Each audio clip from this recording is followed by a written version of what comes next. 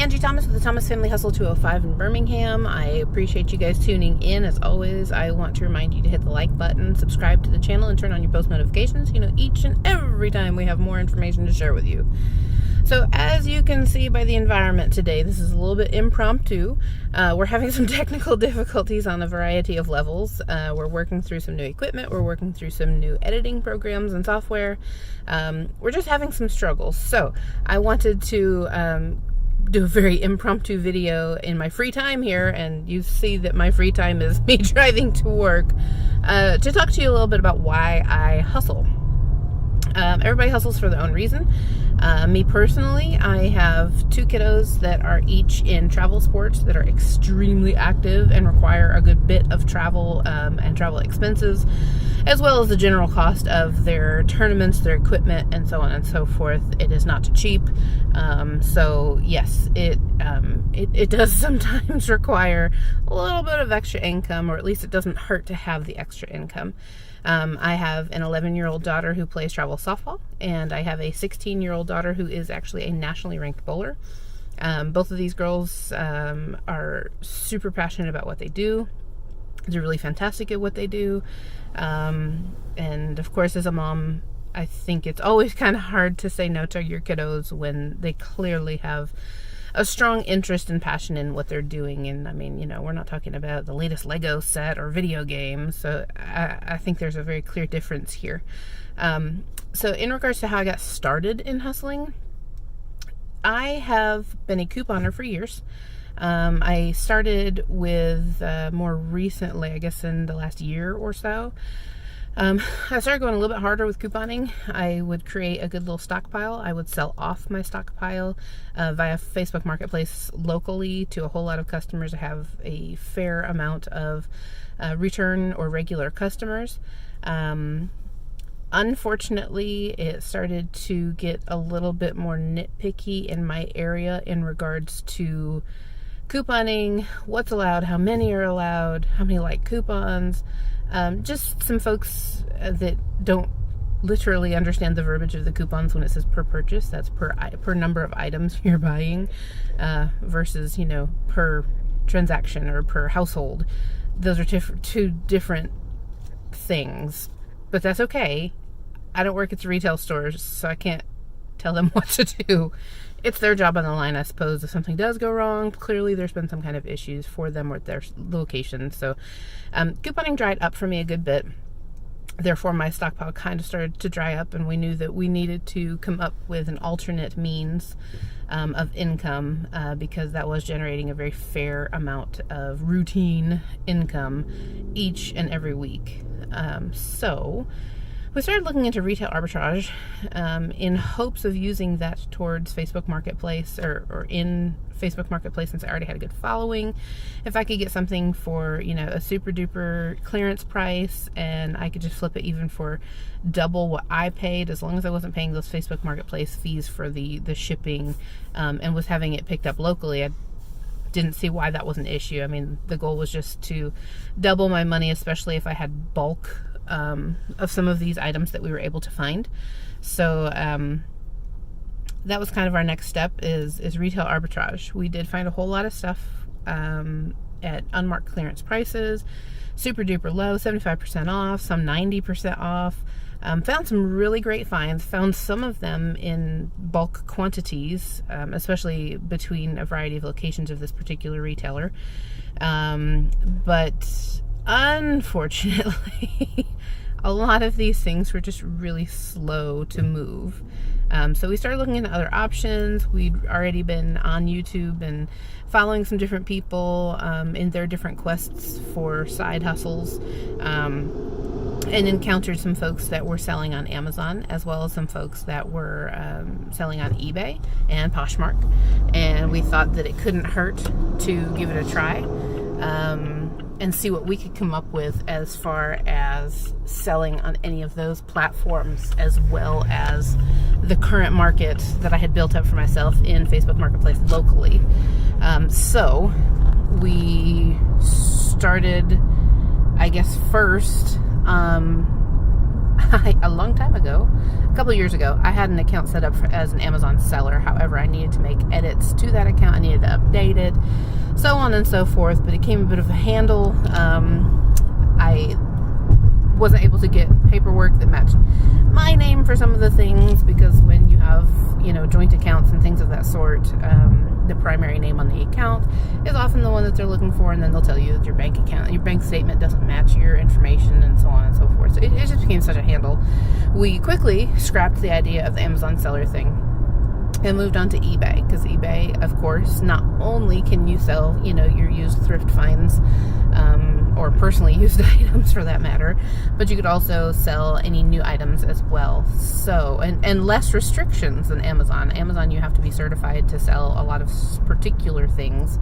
And that's just another hoop to have to jump through. And, the point is selling, not to take all my time and invest it in trying to figure out how to establish myself as a seller. That's a little crazy. I don't have all that extra time, as you can plainly see by the location of this video. So, we moved on to eBay very quickly. We were a little worried at first because the eBay account that I had was a super old account. There was one feedback on it, and it was from a purchase I made years ago. So, we weren't sure how that was going to work as far as a selling status. Obviously, people want to see feedback. They want to know you're worth a nickel before they invest in you and your products and your services. However, we started out really well. It was slow at first, but we were making consistently at least 1 to 2 sales a day once I had unloaded about 100 products or listings on eBay. We started consistently moving at least 1, maybe 3 sales a day, depending on the day, but consistently a sale a day, which when you're starting out, that's great. We hit a lull for a moment and had to sort of reconsider what was happening and the possibility or the possible reasons as to why. Ultimately came up with the fact that these folks that are consistently and routinely selling items have a lot of listings that are active at one time, and I did not. I was currently under the freebie subscription or freebie selling account, I guess, through eBay, where you get 150 listings each month, and because I had listed the majority of the retail arbitrage we'd gone out and got, I went ahead and started listing some of the couponing goods I had accumulated that had not moved in just my local resales, or that I had acquired while I was in the process of transitioning into eBay sales, and therefore just didn't have a whole lot of big items to draw in my local crowd like I normally would. Laundry detergent was one of those really popular ones, and when that slowed down, sales as a whole and people coming over to quote-unquote shop at our home through our resale stuff slowed down tremendously. So I started listing these things on eBay to increase my number of posts. Good choice and bad choice, and I'll tell you why. First of all, some of them moved. I obviously scanned to check out sold comps before posting any of these. When you only have 150 postings in a month and you're already at 100, you need to be a little more, in my opinion, you need to be a little more picky with what you're posting. So I don't want to post something that's just going to sit there forever and ever. I'd rather post something that I have potential in moving, so that the next month I can post even more. And, who doesn't like sales? That's the whole name of the game. So I actually started posting some of the things that were showing as moving or selling at that time, and still had some struggles with some of those just sitting. Sometimes your coupon finds are freebies via coupon because they're not hugely desirable, or at least there's not a huge resale market for them, and I get that. But again, I did compare them all to sold comps. Perhaps not paying close enough attention as I should have to some of the timelines in which they had sold, For instance, when you look at sold comps, it does show you the last 90 days. And if there were only a couple of sales and perhaps they were all 30 and 60 days ago, it doesn't really bode well for you. So again, I'm not sure that I paid super close attention to all the fine details that I have learned to pay attention to now, but we all live and learn. That's how this all works. So I have moved out a whole lot of those products, and then also turned back to Facebook Marketplace to start listing a lot of our items. So a lot of things are cross-posted between eBay and Facebook Marketplace.